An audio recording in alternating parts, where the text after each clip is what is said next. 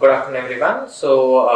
I'm Dr. Ashwin Tamankar. I'm a consultant in surgical oncology division. I'm a consultant uro-oncology and robotic surgery at Apollo Hospitals, Navi Mumbai. You must have followed our previous talks. We are discussing about cancers of urology, which involve kidney, bladder, prostate, and male genital organ, that is testicular and penile cancers, as well as the cancers coming from the adrenal gland. So today we are going to discuss about bladder cancer. So bladder cancer is relatively less commoner cancer than prostate cancer or a kidney cancer, but it is one of the aggressive cancers of urological cancers. So one of the most aggressive cancers if you compare kidney versus the prostate and other organs of urological systems. So it's an important cancer to know about it, to know the early symptoms so that a window of opportunity to cure the patient is always left with us. So bladder cancer, basically bladder is a storage organ where the urine from the kidneys are coming down from the ureters. The main function of the bladder is obviously to store the urine for a temporary while, and then you pass the urine after that. These particular cancers are notorious two ways, because the entire lining of the bladder, when there is a cancer occurrence, the entire lining of the bladder which has millions of cells are predisposed for carcinogenesis in future. That's why these cancers typically have tendency to come again and again even if you do the initial treatments. That is called as recurrence.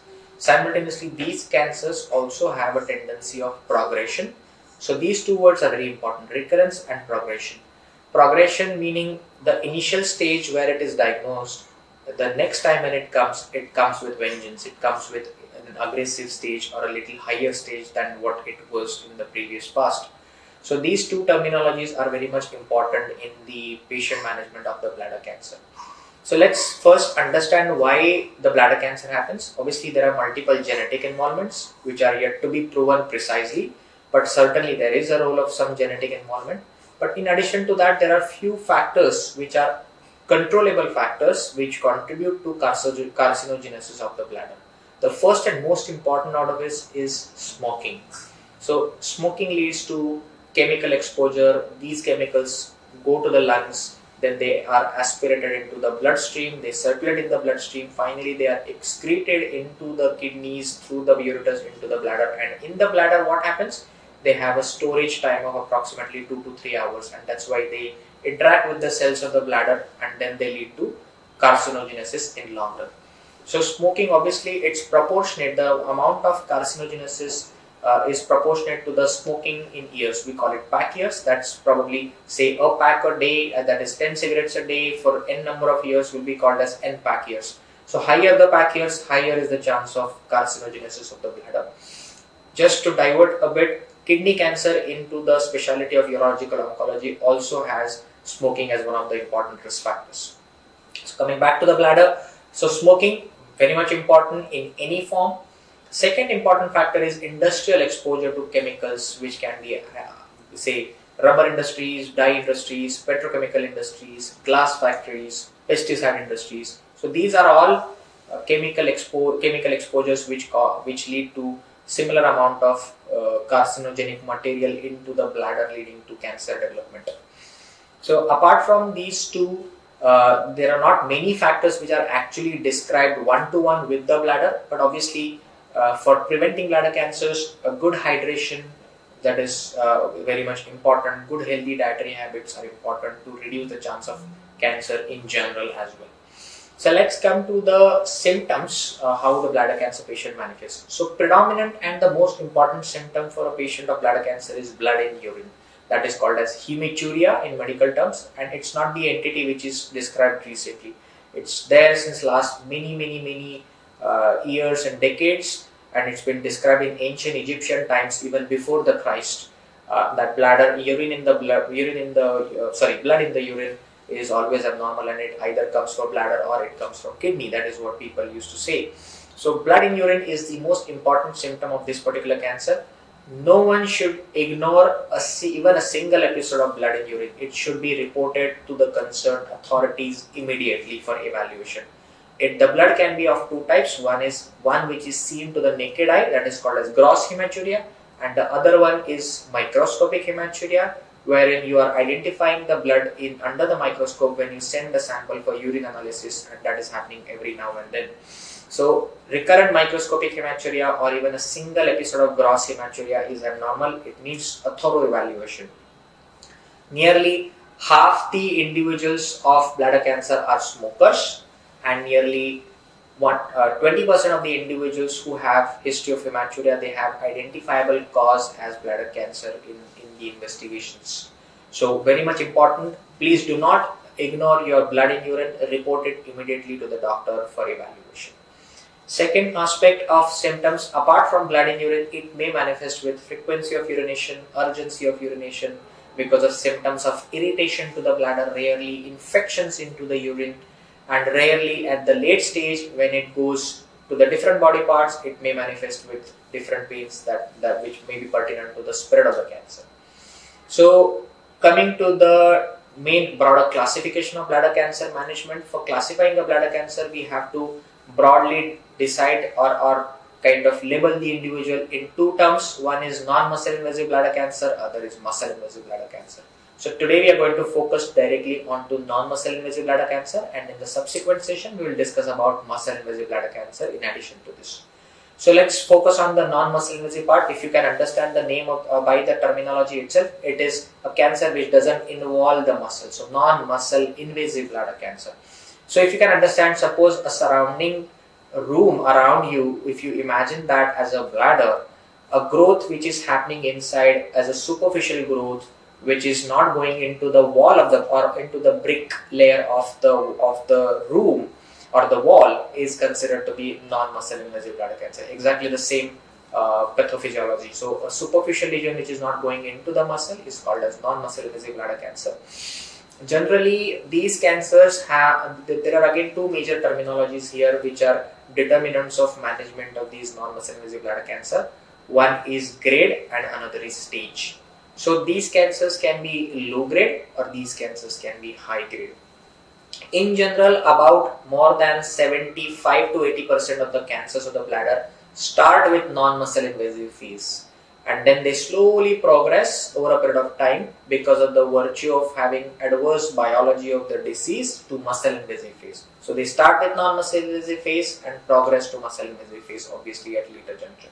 So our job is to kind of cure the patient or keep the patient under cure arm for a very long duration of time and keep an eye on possible progression to muscle invasive disease when the individual is detected in the early stage of non-muscle invasive phase. So most important factor is grade and stage. Grade can be either a low grade or a high grade disease. Again, if you can understand the terminologies, low grade are little less aggressive cancers as compared to high grade cancers, and high grade cancers obviously are the ones which are notorious for possible spread, possible progression to muscle invasive phase, or possible spread to different body parts. Similar way, T stage, like I said, those which are not going into the muscle, there are two layers of bladder before that, which are the one which is very much superficial and the one which is between the superficial and the muscle layer. So these two layers are also the exact location or the invasion of the tumor into the wall of the bladder is very much important for us to check whether or for us to manage the patient. For a standard protocol of a patient having blood in urine, when we investigate the patient and diagnose bladder cancers, the most important investigation here is cystoscopy, meaning we do a camera test for evaluating the bladder from inside to rule out any abnormalities. Simultaneously, we check urine for the occurrence of any cancer cells. We call it urine cytology specimen, and the pathologist tells us whether there is any suspicion of cancer cell there or not, plus an imaging in the form of either a sonography, ultrasound of the abdomen, or the CT scan of the abdomen also helps us to decide about these aspects. So that's a part of a protocol of evaluation of a blood in urine or hematuria which we were discussing earlier. So suppose an individual is detected with a mass in the bladder which is a smallish mass. What's the way to manage that particular individual? So obviously the procedure is called as TURBT. The full form of that is transurethral resection of bladder tumor. It's a pure endoscopic procedure. It doesn't require cuts. We go through the urethra, through the penis or through the female urethra into the bladder, visualize the entire bladder, ensure that there is only one lesion or whatever number of lesions inside, scoop out the lesions inside from the endoscopic maneuvers without having actual incision placed in the tummy of the abdomen, take the specimen out through the same channel or through same endoscope and send it for examination to the pathologist for the final opinion. That is called as transurethral resection of bladder tumor. It's a relatively safe procedure. It's a procedure done within an hour or so or a couple of hours. Generally, it's a procedure which will be diagnostic as well as therapeutic, because we are taking a biopsy out of it. We are trying to send that for examination to the pathologist. They are going to tell us about the report, whether there is a cancer or not, which grade it is, whether it is low grade or high grade. They will also tell us about the depth of invasion of that particular cancer into the layers which we were mentioning, the most superficial one or the middle one before the muscle, and then that will be the exact staging of that particular bladder cancer patient, and that would help us to treat that individual further. So when we resect the whole lesion out initially, that is a diagnostic and a therapeutic maneuver both, but obviously we have to keep an eye on the individual for possible recurrence and progression. Like I mentioned earlier, bladder cancer, the most important Achilles heel for management of non-muscle invasive bladder cancer is chance of progression and chance of recurrence. Recurrence meaning cancer coming back again and again, you requiring regular procedures, regular surveillance, and progression meaning cancer going to higher stage than what it was diagnosed in the earlier phase. So for preventing or minimizing these recurrences and prevalence, generally we need some more therapy in addition to the initial surgery which we spoke about, which is called as TURBT. So after we do the TURBT, we need to do something about it. That's why we instill some chemotherapy drugs into the bladder or immunotherapy drugs called BCG into the bladder at regular intervals. These agents induce some inflammation and push the cancer cells behind, leading to minimization in the chance of recurrence and progression. In addition to this, we also need to keep a regular eye on the bladder of the patient by doing regular surveillance cystoscopies, similar to what we said, a simple camera test, which can easily be done under local anesthesia by a flexible cystoscope. And then we also do regular urine cytology testings for these patients as a part of follow-up. Whenever there is a repeat occurrence of a lesion, we just resect it out in the same manner and send for examination. So that's what was on the non-muscle invasive bladder cancer. If I can summarize it for you, 2-3 important factors for bladder cancer. Blood in urine is always abnormal. Please do not ignore that. Smoking and industrial exposure of chemicals are the main 2 important risk factors for occurrence of bladder cancer. Bladder cancer broadly is divided into non-muscle invasive phase and muscle invasive phase because the managements of both the stages are completely different. In non-muscle invasive phase, the aim is to preserve the bladder as much as possible, simultaneously keep the patient under cure by endoscopic resection of the bladder tumor and possible installation of some chemotherapy drugs or immunotherapy drugs into the bladder. The procedure is called TURBT, that is transurethral resection of bladder tumor, and the aim is to minimize the chance of recurrence and progression and keep a patient under regular surveillance cystoscopies and evaluations at regular intervals to pick up any recurrence or progression at an earlier stage. So that's it. I think we will talk about the muscle invasive bladder cancer into the second phase, and we will talk about the discussions of bladder removal surgeries, the role of robot into the same, and other details. Thank you so much.